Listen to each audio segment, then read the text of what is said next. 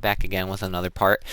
Now, I told you guys in the first part, if you guys have watched first part of this stuff, I am doing this as its own separate part, and then I'm going to make a completely different stream slash YouTube video slash whatever that you want to call it. But, anywho, we're here for that mission. Yeah, you all know the one if you've played this game before, and if you haven't, lucky you. I remember being like 8 years old when this game came out, and just randomly getting dropped into this shit, not knowing what was going on. So, thank God, didn't have to deal with that. I would advise anybody that is normally queasy, under the age of, like, I don't know, fucking 13, 14, 15, to not watch this. I don't want no little ass kid watching this video. Besides that, yeah, let's get this over with. I love you all. Hope you're all doing well. But this mission is kind of necessary to understanding what, like, the implications are and what causes the war to get to this point of what you're seeing on the screen passing by. But anyway, let's just get into this. Hope you're all doing well. Love you all. And, yeah.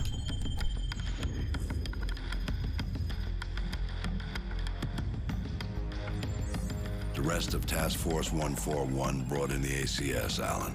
2 men took down an entire base. I ask much more from you now. Yesterday you were a soldier on the front lines, but today, front lines are history. Uniforms are relics. The war rages everywhere, and there will be casualties.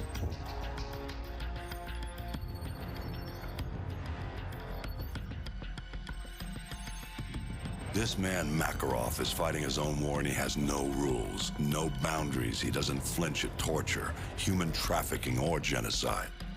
He's not loyal to a flag or a country or any set of ideals. He trades blood for money. He's your new best friend. You don't want to know what it's cost already to put you next to him. It will cost you a piece of yourself. It will cost nothing compared to everything you'll save.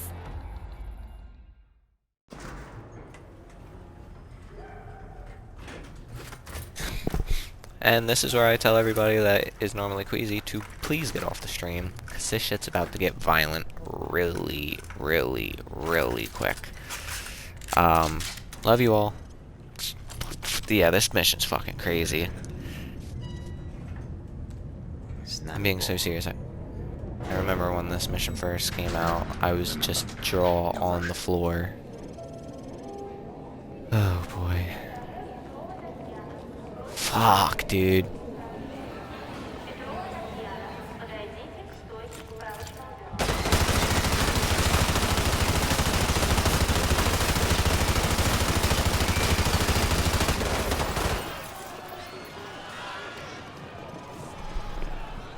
Dude, this mission just makes me queasy in general. Like, this shit is wild. Like, yes, as I said before, it's necessary to, like, show, like, why they're fighting. Like, why, these guys are trying to surrender. Are they gonna let them? Nope. Wow. Wow. Up the stairs. Go. Shit's crazy. This is really just to prove the point. Makarov was a fucking awful person. Just a public airport. This was in Russia, right? Like, look at that, dude. Just carnage. Ugh.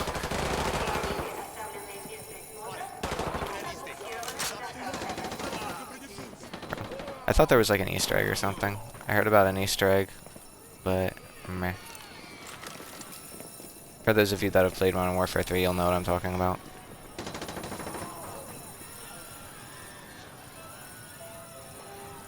There's another Easter egg.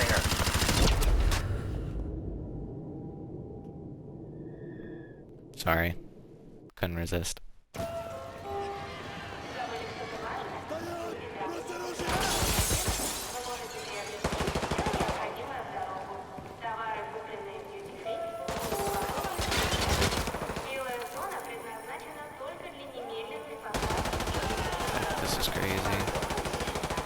Does he show up this time, Mr. Police Officer? No? Okay, makes sense. Sorry.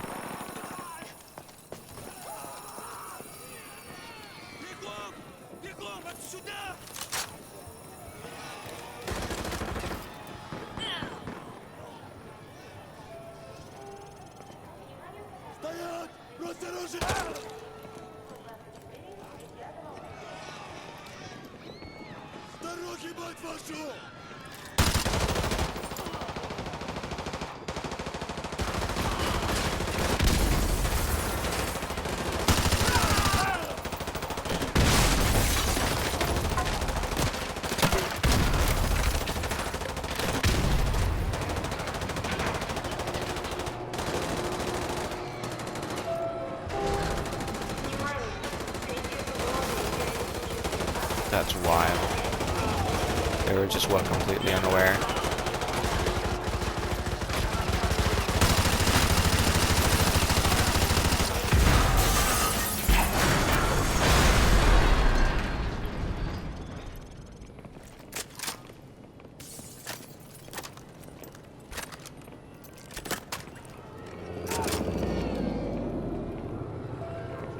Let's go. Here comes SWAT.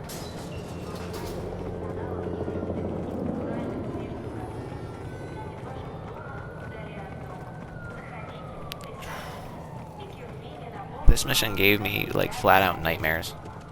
Like, this, I'm either naming this mission No Russian just so people know what mission it is, or just flat out nightmare fuel. Like, this is fucking crazy. Oh, okay.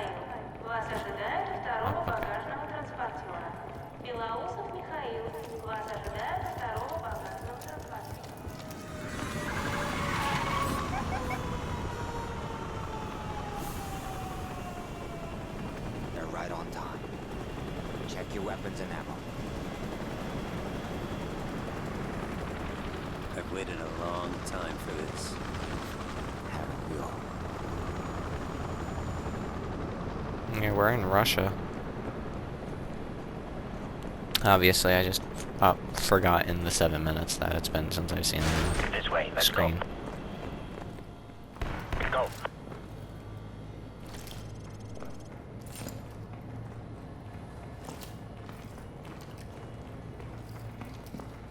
Группе 4. Следить за вторым терминалом. Террористы могут пройти через подземный туннель. Прием. FSB, take him out. Целится в голову!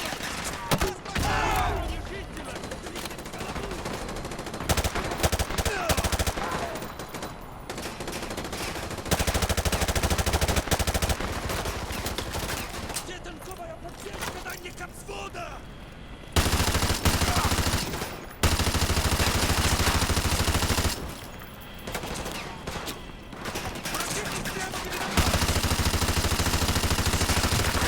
Мы отправляем грузовик к 17-му выходу второго терминала.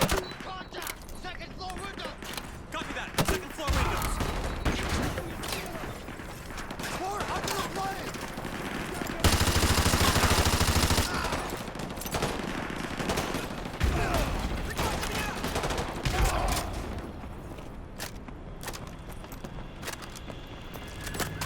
FSB there.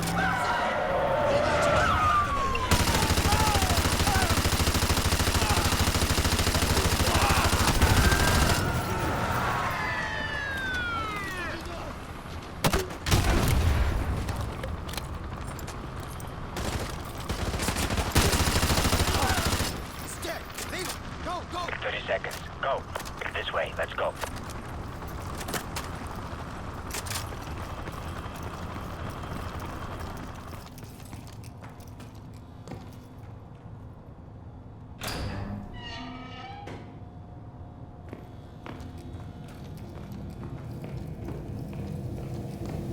Hallway clear.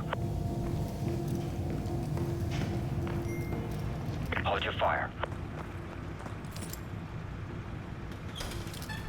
Ну, шевелитесь. Get in. We've sent a strong message to this attack, Makarov. That was no message. This is a message. The Americans thought he could deceive us. When they find that body, all of Russia will cry for war.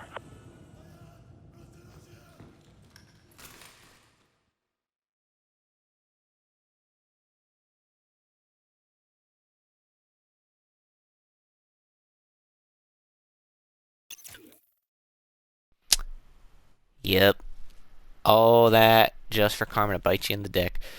Anywho, I'm gonna literally that was gonna be its own part, just so then, like, anybody that doesn't want to watch that mission doesn't have to watch that mission. But anywho, I love you all. I hope you all have a wonderful day. I'm gonna try and get another mission done if I can. If I can't, I'll just do it another time. But again, I love you all very much. I hope you all have a wonderful day. Yeah, I know, crazy thing to say after that mission, but try your best. Tell everyone you love them. Make sure you wear your seatbelt. Anybody going to the UFC fights or the CFFC event this weekend, being August 14th and August 15th. See y'all there. My boy Christian Bobby is fighting. He's main event. He's gonna win, punch his ticket to the UFC, and then be one of the best featherweights of all time. As for UFC card, I know I already did it. I already said that I think Ian's going to win if Islam doesn't just murk him. But we have the entire card now. So, I want to do it. Jeremiah Wells versus Metebek Orabai. I think Metebek has the power, but Jeremiah Wells and Metebek have the same range. Jeremiah has to implement his wrestling because Metebek is going to try and keep it on the feet and just knock his head clean off. Metebek also absorbs a lot of unnecessary damage. We saw it in the Rebecca fight. Rebecca won because he was able to wrestle him, get the better of the transitions, and because he was able to do damage to him and knock him down. Metebek is just way too strong for his own good and managed to get through that fight. Neil Magny versus Ramiz Brahimaj. Brahimaj is the favorite this time, so he doesn't have that underdog advantage. Neil Magny is a natural born underdog. Dude's been the gatekeeper of the division forever. I'm not, like, don't listen to my picks for money, listen to my picks for, like, fun, because I do have some logic, but you're gonna have to also do your own math and logic and shit if you want to incorporate my picks. Neil Magny's been around longer. The only thing is Neil is not like an old decrepit man yet. I'm pretty sure. Hold up. How old is Neil Magny?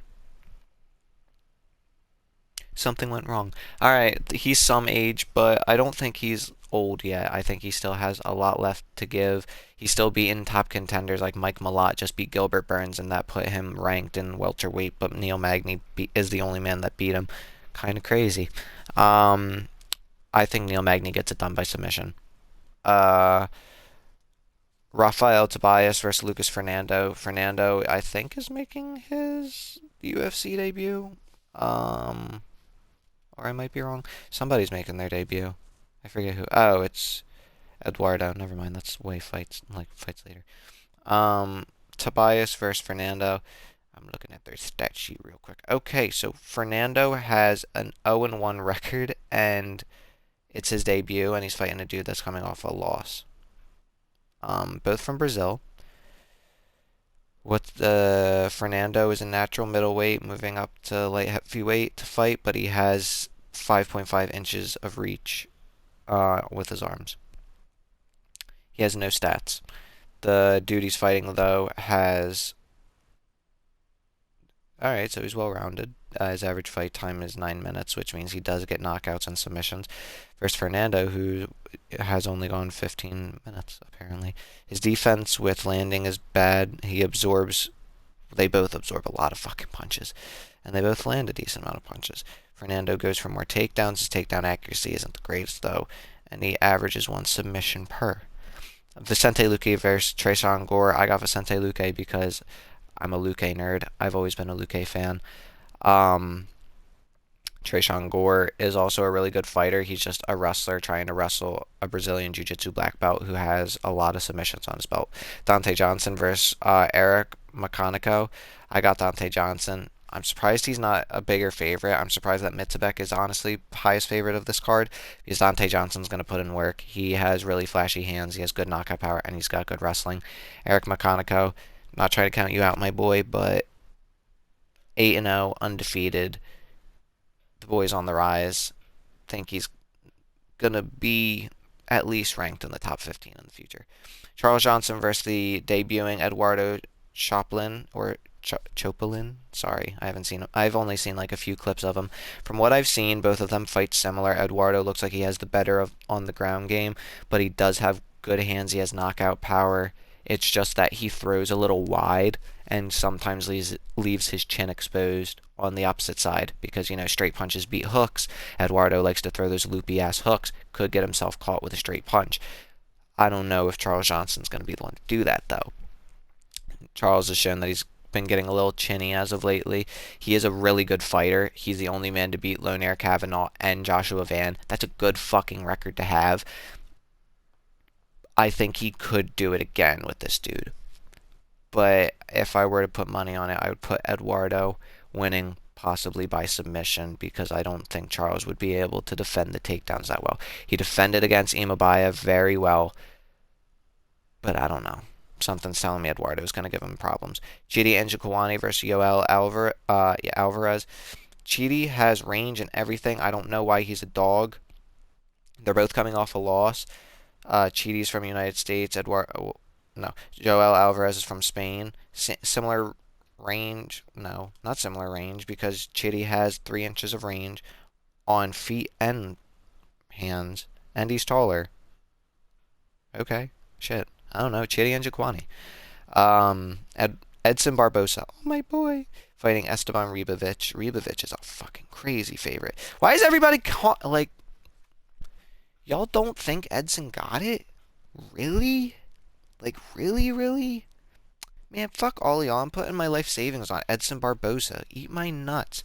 That man, this may age like milk, but I don't give a fuck. Edson, yes, he has scar tissue. That's going to be a problem if Ribovic is able to catch him. But I don't see Ribovic catching Edson Barbosa the way that Edson Barbosa can catch literally anybody. He can knock anybody out. He has knocked everybody out. He's knocked out Beneil Dariush. A bunch of fucking people. Yeah, maybe they're not like the highest level people, but then again, the man went to fight for an interim title and then fought prime Tony Ferguson. You can't get mad at him for getting beat up by prime El Kukui. That's just a not fair matchup. And he rocked Tony in that fight too. Mansour Abdul Malik versus Dustin Stoltzfus. Give me Abdul Malik. I'm sorry, I love you, Stoltzfus, but like Abdul Malik's a dog. He's gonna do some damage. Kyle Fernandez versus Jalen Turner. Give me Jalen Turner. That range is fucking crazy on that boy. He's fighting at lightweight and he's like, what, 6'2"? 6'3"? 6'3"? Fuck. 4 inches of reach on the arms. 6 inches of reach with his legs. Devastating fucking head kicks. He literally broke Dan Hooker's jaw with a head kick. Dan Hooker's just a maniac and survived it. And in his last fight against, I think it was against Edson Barbosa, he was losing the first round, but then he worked his way into the second and third round. Man of faith, man of God, man with some hands. Put my money on Jalen. Mackenzie Dern versus Jalen Robertson. First title fight of the night. They're both dogs. They really are. Jillian Robertson, I think, really can do it, though, because she trains with Dean Thomas. Dean Thomas is one of the greatest minds in the sports game. I think Dean might have a plan, but if it goes to the ground, Dern's got her. Jillian Robertson is going to try and keep it standing, keep it on the feet, keep it boxing range maybe. They'll box, but if it goes to that ground, Dern, I think, has her with a submission, probably like an armbar or a rear naked choke. And finally, the main event, the one that everybody's wondering about. I'm going to be that guy. Yes, I did it with Taporia, and yes, I'm doing it with Islam. Islam has everything riding on this fight. By everything, I mean he is now 2-division champion, on the cusp of literally becoming the greatest fighter in UFC history, in my opinion. The only guy that I see giving him real problems without that, like outside of Ian Gary, is Carlos Prates with knockout power, but he has no wrestling background, so like Islam's just going to body him. As soon as he gets him down, it's just over. Michael Morales has a judo background, but he punches too wide. So if Islam gets clipped, that's the thing about being in a fight. If you get clipped, you get clipped. Damn, that sucks. But besides that, the main person I see if Islam stays around long enough to lose, he's losing that belt to, is the dude Amoslav. I think Amoslav's going to be champion, and I don't see anybody beating him. He's just too crisp. But anywho, as for this fight, fuck it, give me the dog. Ian the Cuck Gary by third round, fourth round knockout, step back pull counter. Yes, I said this in the last video, but I'm doubling down. I bet my dad $100. Yes, I'm not joking. That is not a joke. Me and my dad work at the same job. We do overnights and shit together. So we were literally like, at the diner eating, talking about these fights. I told him I bought the tickets. He called me a dumbass for spending that much money on tickets. And then he said that Islam's going to dog walk him. I was like, it's not going to be like that, Pops. Actually, you know what? Since you think it's going to be so easy, let me think about this. Beep, boop, bop, bop, bop, coordinates, blah, blah, blah, blah. Yeah, and I thought about it, and I was like, wait a minute. Ian the Cuck Gary has reach on his side, height on his side. He plays that defensive game. He plays the point fighting. And yes, it may not be the most entertaining thing, but the boy can knock you the fuck out because he's tall, lengthy, and has an awkward ass style where he can shift in combinations and catch a motherfucker with an awkward ass shot, like in round 4 or 5 against Carlos Pratas, where he caught him with a clean ass uppercut and rocked that boy. Islam has been knocked out before. Remember that. His only loss, he did get knocked out, and it was a flash knockout in round 1. I think Ian can do it. I think Islam squares his stance up. He did it in the Moicano fight, and he got dropped by a shoulder punch because he was too square. I think he's going to shift with his combination. He's going to try and extend the combination. Ian is going to shift to a side, either take an L step, or he's going to angle off to his side, and he's going to unload that right hand right on his fucking chin. Round 3, round 4, KO. Ian Machado Gary, new champion. Everybody's going to stop watching the UFC because nobody wants to see that cuck as champion. But guess what? Doesn't matter because he's world fucking champion, and that baby boy got a belt and is probably mad at his dad because Islam Makhachev is apparently Ian's son's favorite fighter. But anywho, that's my predictions. I love you all. I hope you all have a great night. I'm sorry that me talking about the fights took longer than the actual stuff itself. But yeah, love you all. Have a great night. Toodle